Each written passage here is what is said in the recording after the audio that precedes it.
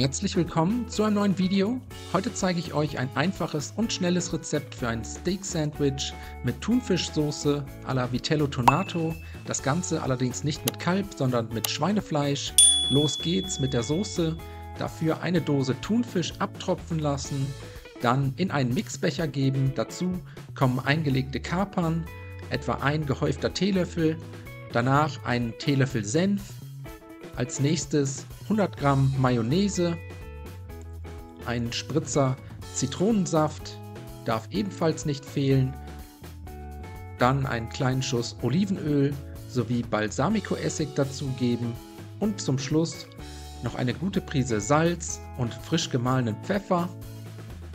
Anschließend alle Zutaten mit einem Pürierstab durchmixen, bis daraus eine cremige Soße entstanden ist.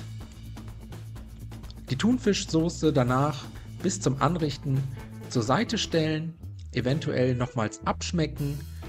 Jetzt geht es weiter mit dem Schweinefleisch. Ich habe hier Schweinelachs am Stück.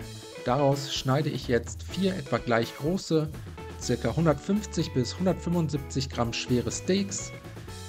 Die Steaks danach von beiden Seiten gut mit Salz und Pfeffer würzen.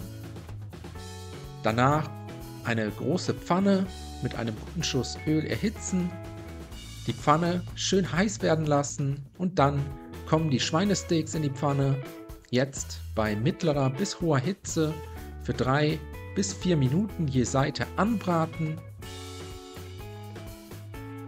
Die Steaks einmal wenden, von der anderen Seite ebenfalls 3 bis 4 Minuten anbraten.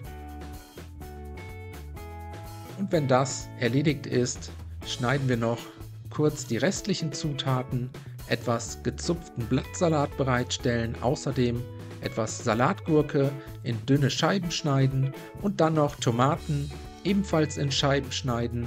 Ich habe dafür eine große Fleischtomate verwendet, die lässt sich wunderbar in große Scheiben schneiden. Und danach können wir auch schon anrichten, die Unterhälfte von einem Brötchen mit einem Löffel Thunfischsoße bestreichen, dann etwas Salat drauf geben, außerdem Tomate und Gurkenscheiben. Als nächstes das angebratene Schweinesteak. Hier könnt ihr das Steak als Ganzes drauflegen oder ihr schneidet es vorher noch in Streifen. Danach wieder etwas von der Thunfischsoße. Zum Schluss ein paar extra Kapern für die Garnitur. Und die Brötchen-Oberhälfte lehne ich dann hier mal so an das fertige Sandwich an. So sieht das Tonato Steak Sandwich dann aus. Ich wünsche euch schon mal einen guten Appetit. Viel Spaß beim Nachkochen. Bis zum nächsten Mal.